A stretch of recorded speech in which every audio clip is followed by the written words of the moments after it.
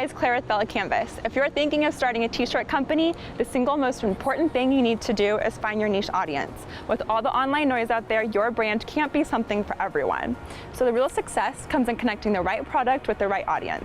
We're sitting down today with Prinftul, a print-on-demand company that has helped launch tens of thousands of t-shirt startups. We'll share examples of how finding that niche audience can be the determining factor between companies that make it and the ones that fail. Hey, I'm Wes from Prinftul. We are a print-on-demand and dropshipping company. We're at our Los Angeles location today, and we're going to be talking about finding your niche audience. People usually find much more success when they are able to target a niche audience instead of just a broad audience. That comes from just being able to understand a specific people group and what they need and what they're looking for. At Prinftul, we see lots of different successful companies, and those really are the ones that tap into a specific niche. And there's some really fun ones out there that we've noticed. One of them is the Bad Dads Club. And they really kind of just discovered as they were going through parenthood that lots of the apparel for dads was very cookie cutter, like in the box, specific group of people. And the guys that have tattoos and are creative and drive motorcycles, they didn't really feel a part of that group. So they started an entire company called the Bad Dads Club, where men that are like that can be celebrated and feel that same love. Another really great example of someone who was able to find a niche audience was the apparel campaign. They create really cool streetwear for Christians and Catholics. And now he also has like a really cool community. They get to be a part of the larger society and feel cool while still expressing who they are and themselves. If you're looking to find a niche market, the best one is to really look at yourself first, because we all fit into a niche category. That's kind of the truth of it. We might feel like we're super unique and individual, but there are others that are out there like us, and that's great. That also helps you create a very genuine approach to business and your community that you'll end up creating.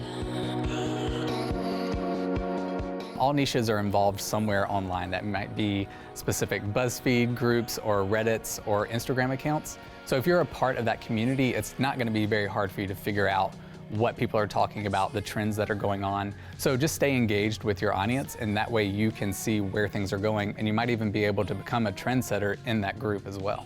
Maintaining brand consistency is really important when it comes to working with your niche, but as you continue to grow with your audience that you're creating, you can find kind of a little bit of an extension within your niche audience. So the Bad Dads Club, for example, after they found their success and they have like a group and a community, they've expanded it to where now they have the Bad Mamas Club. So that's just like another branch where their audience is a little bit bigger than maybe what they originally thought, but it's still very consistent with their brand voice, what they're trying to accomplish. One really big thing to avoid so that you don't fail at this process, if you try to expand too big or too quickly or too broad, that's where you're not really going to make a difference or be seen or connect with your audience. But especially if you're just starting out, stick with your niche audience and stay there with them and just listen to their feedback, what's going on. You can grow from there. Choosing your blank is really important when it comes to just selling in general. Using like BELLA+CANVAS, for example, is a great quality product that you can trust and you know it's always going to be good. And it's also a great selling point at this point as well. So your end customer most likely knows about BELLA+CANVAS, and they know that that's going to be a great product as well. They know what it's going to feel like. They know about the durability of it. It's going to help you sell that product even more sometimes if you can say, like, this is printed on BELLA+CANVAS. It just builds in this nice safety net as well.